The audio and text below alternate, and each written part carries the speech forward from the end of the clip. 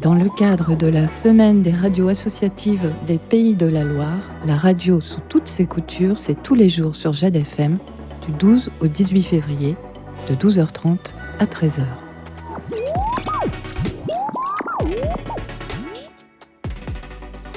Bonjour à toutes et à tous, bonjour Jim. Bonjour Lily. Nous sommes aussi avec Marius, bonjour Marius. Bonjour. Au premier jour, aujourd'hui, de cette semaine des radios associatives en Pays de la Loire. Jim, est-ce que tu peux nous en dire un peu plus sur cette initiative de la FRAP ? Alors déjà, la FRAP, c'est la Fédération des radios associatives des Pays de la Loire qui regroupe un peu plus d'une vingtaine de radios, dont Jade FM. Et à cette occasion de cette semaine consacrée aux radios associatives, plusieurs radios de la FRAP, de la Fédération, organisent des émissions spéciales comme celle-ci. On sera aussi en journée portes ouvertes jeudi, si vous voulez passer voir les coulisses de la radio. Et cette semaine se passe à l'occasion de la journée mondiale de la radio qui a lieu le 13. Il me semble que c'est demain. Aujourd'hui, pour nous raconter la radio, dans le cadre de ces émissions spéciales, nous recevons quelqu'un que vous connaissez très bien, puisqu'il nous fait rire chaque semaine dans la chronique du Ciné Toile de Ré. Mais aujourd'hui, il va nous partager un passé que peut-être vous ne soupçonnez pas. Vous l'avez reconnu. Bonjour Wally. Bonjour à tous et à toutes. Pour les journées portes ouvertes, il y a 2 portes à ouvrir. Hein. C'est vrai. C'était au pluriel, portes ouvertes. Wally, vous avez participé à la création de Radio Libertaire aux côtés de Floréal Malgard, de Jackie Julien et de Gérard Caramaro. Et vous en avez été le premier responsable officiel. Donc en fait, la radio, ça vous connaît, notamment les radios pirates. Est-ce que vous pouvez nous expliquer ce que sont les radios pirates ?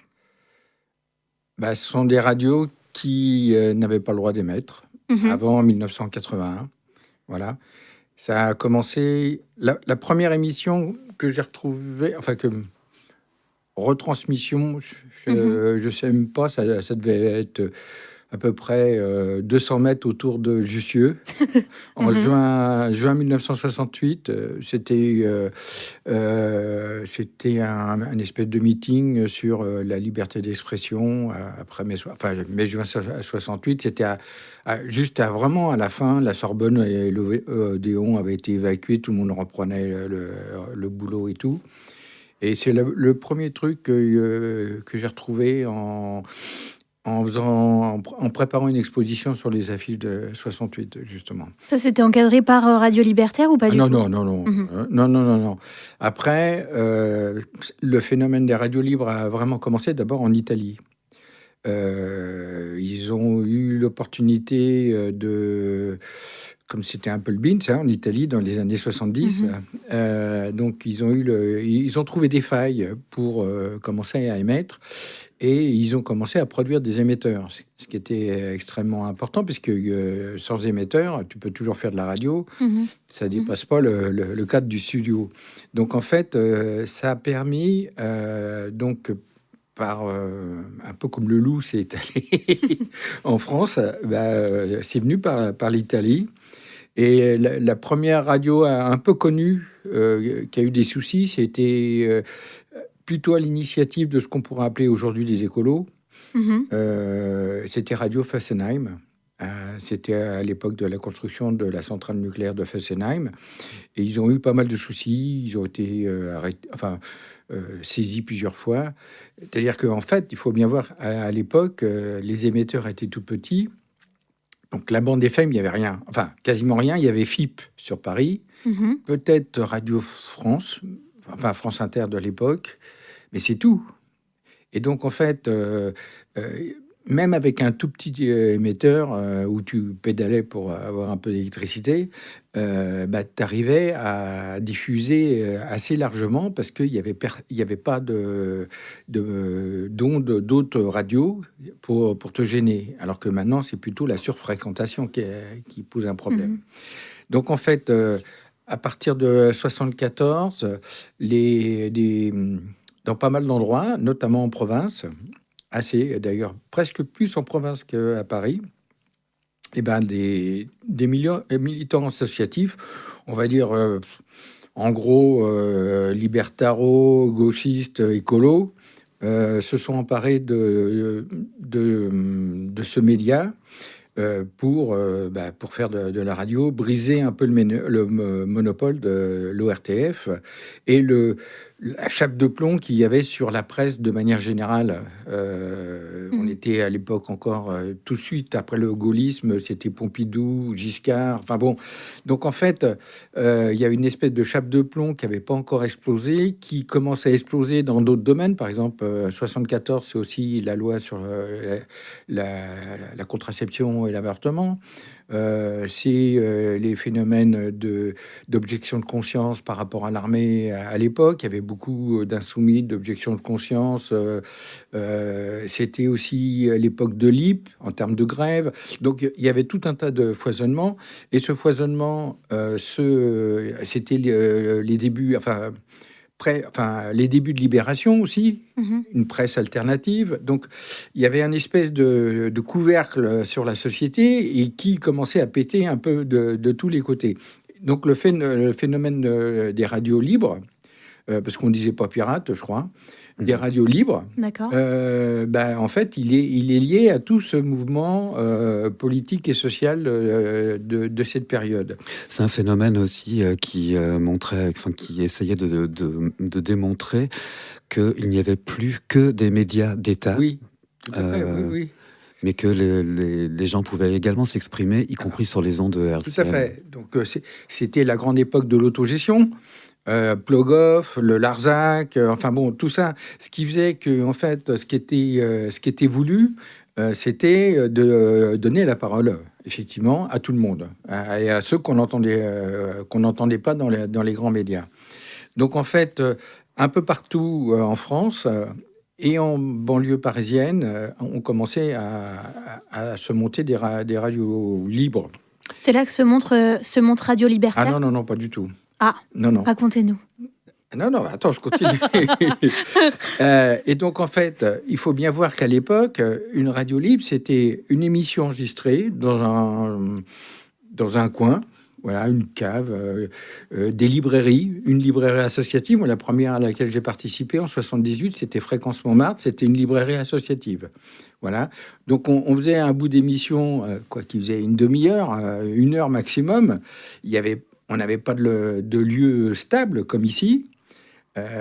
Et encore, on avait le droit d'enregistrer des émissions, mais on n'avait pas le droit de les diffuser. Donc, en fait, après, il y a un certain nombre de personnes qui prenaient l'émetteur avec des batteries. Voilà. Donc, il fallait que ça soit portable, avec une antenne, et qui se mettaient généralement sur un poids haut. Alors, quelquefois, sur un toit de maison, un toit d'immeuble, mais à Montmartre, on se mettait en haut, voilà. Et en fait, on diffusait assez rapidement l'émission. Mais ça durait quoi? Ça durait maximum une demi-heure, 1 heure. Au début. Après, à partir de 78, ça a commencé à se professionnaliser. Les émetteurs étaient un peu plus gros, un peu plus puissants. Et donc, en fait... il y a des mairies, notamment de gauche, qui ont commencé à mettre à disposition des locaux pour mettre l'antenne, même si c'était toujours interdit.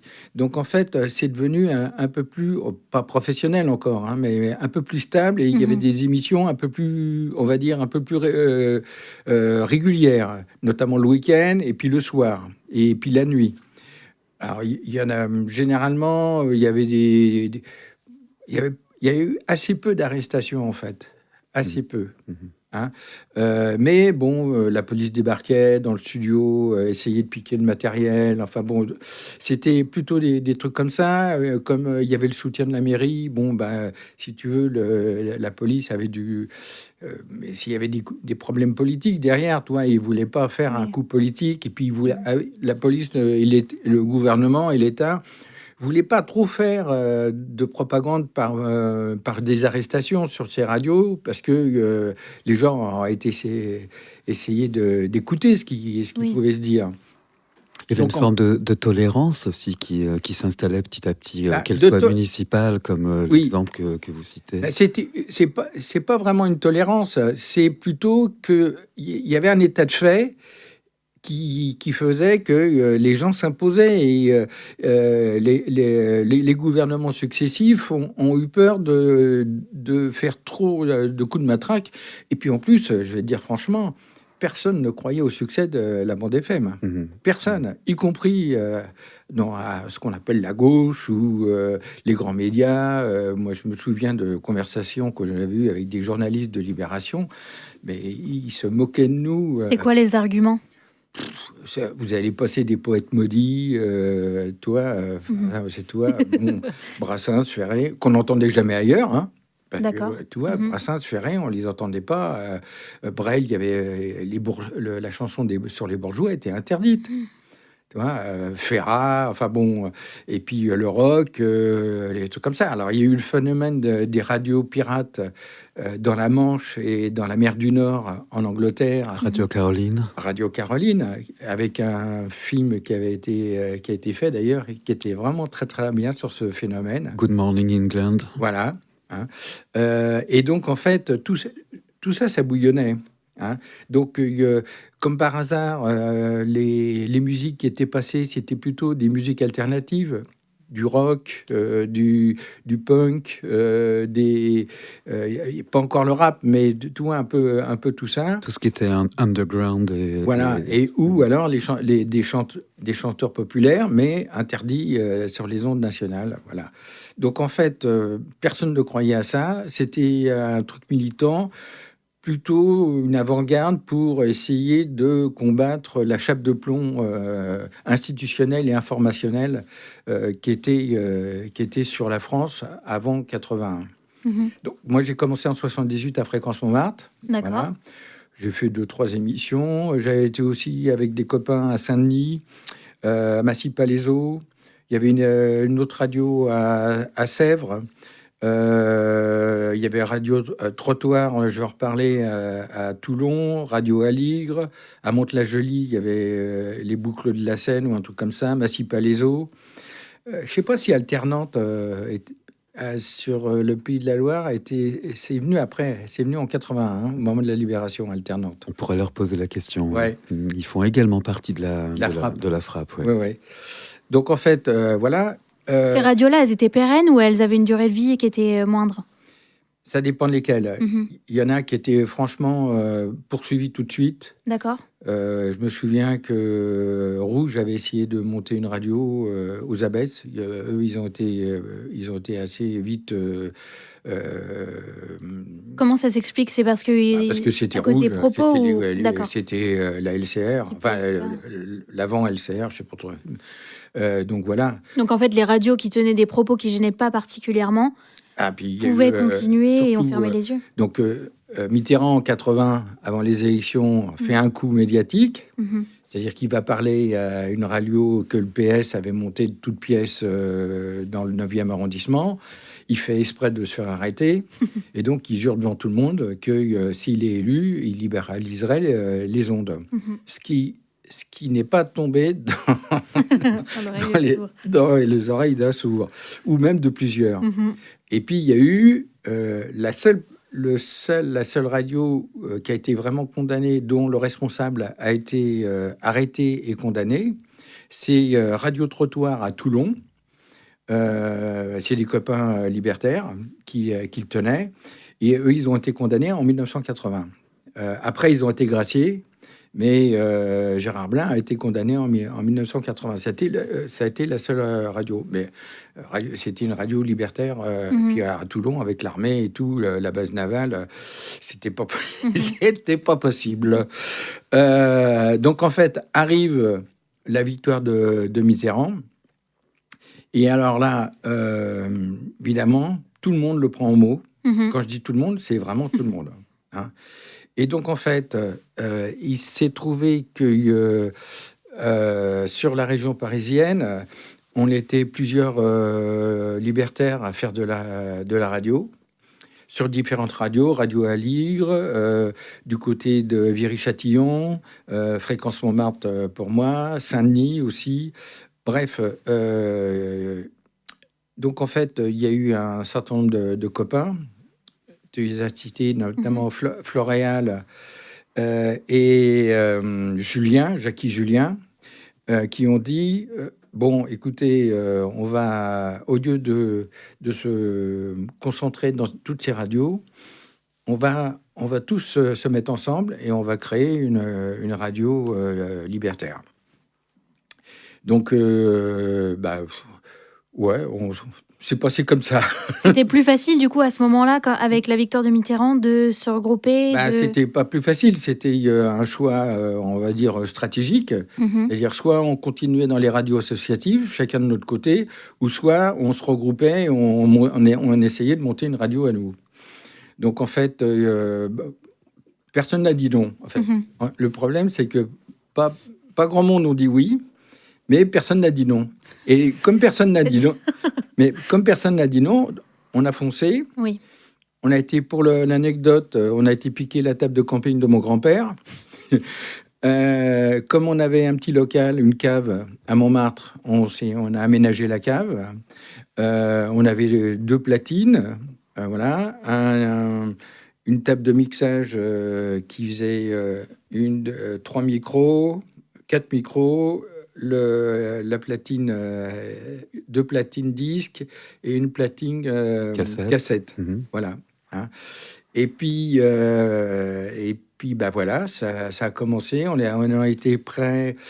Un peu par hasard, on a trouvé le générique, le temps des cerises.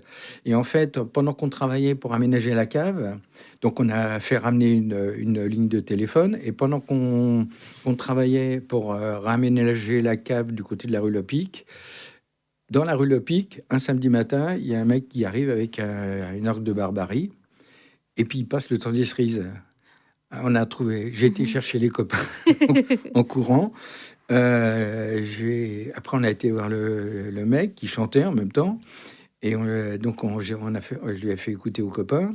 Et ils ont dit, oh, mais c'est génial, ça, tout ça, c'est ringard et tout. On peut pas faire pire. Mais c'est le côté orgue de barbarie et tout. Et on cherchait une version du temps des cerises. Alors, on avait les chœurs de l'Armée Rouge. Bon, ça va.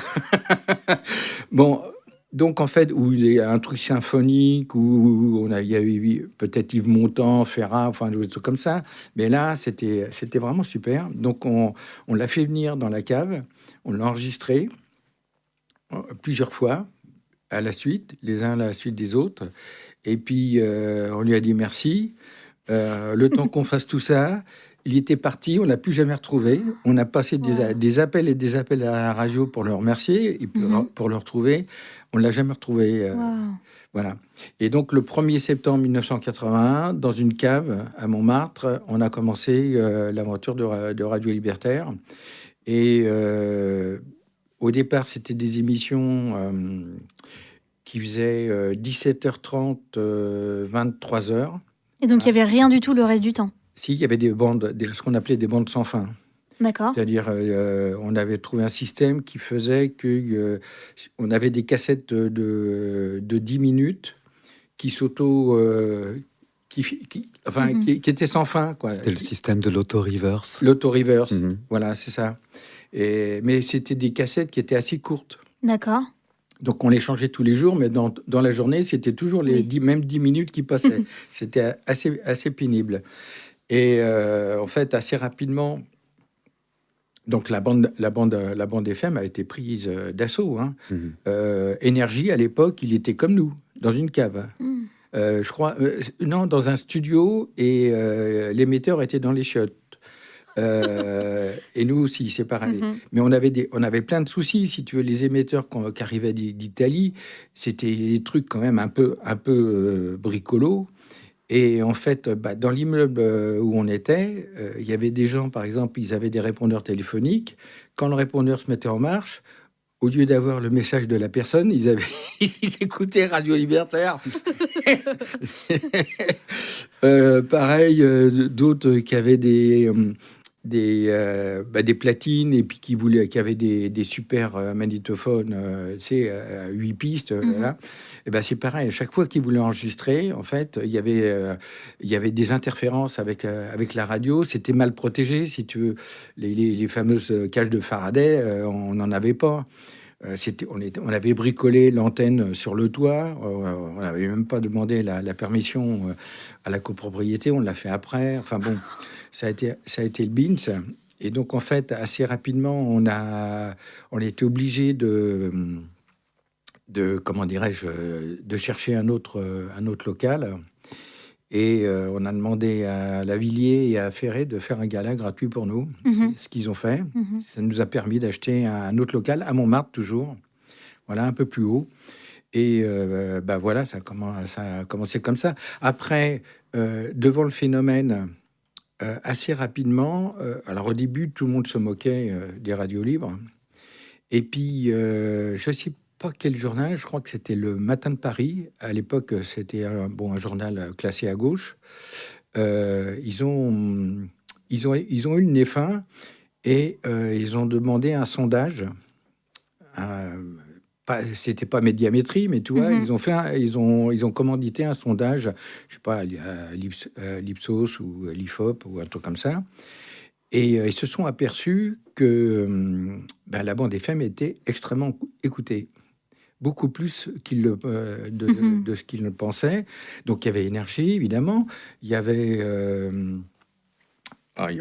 plein de radios. Et Radio Libertaire apparaissait était dans les 10 premières. D'accord. Il y avait, par exemple, le Conseil général du 93 de Seine-Saint-Denis, qui était à l'époque, on va dire, quasi communiste, avait monté aussi sa radio pour l'ensemble du Conseil général.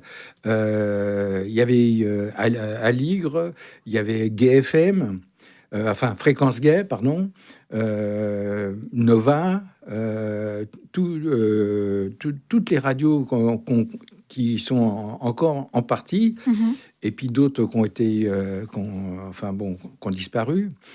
Et c'était un peu la guerre. Entre les radios ? Ouais, parce que si tu veux, assez rapidement...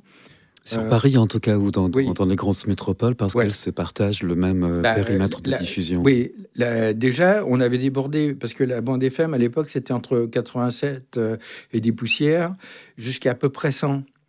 Et après, il y avait des fréquences qui étaient officiellement occupées par des militaires, mais dont ils se servaient peu. Et le gouvernement disait que ces fréquences-là mettaient en danger les avions à Orly et à Roissy. Parce que c'était des fréquences qui pouvaient être utilisées. Enfin bon, toi, il y avait tout un tas de phénomènes. Les gouvernements s'est retrouvé devant un fait accompli, à Paris, mais partout ailleurs. Et en fait, ils ne savaient plus trop comment le réguler. Alors donc, ils ont demandé à Filiou, qui était ministre de la Culture, ou de l'Information, d'établir des règles.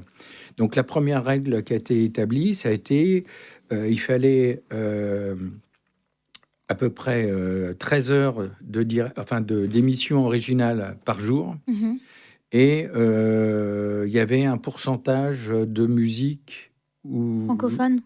francophone, je crois, et où c'était 13 heures